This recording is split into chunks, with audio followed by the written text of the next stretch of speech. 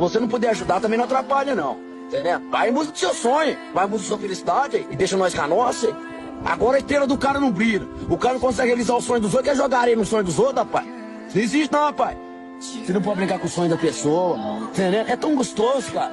É tão gostoso, vamos supor, quando você incentiva uma pessoa, quando você escuta uma palavra boa, entendendo? Aquilo ali vai bem pra alma. Quando você escuta uma má palavra, aquilo ali enfraquece o coração. Não faz isso não, cara. Não faz não. Se você não puder ajudar, também não atrapalha não. Você entendendo? Porque a vida, meu irmão, é cheia de vai e vem.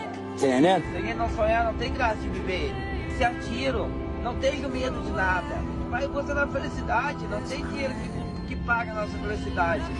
Eu vou em busca do nada, mete as caras, tem que meter as caras.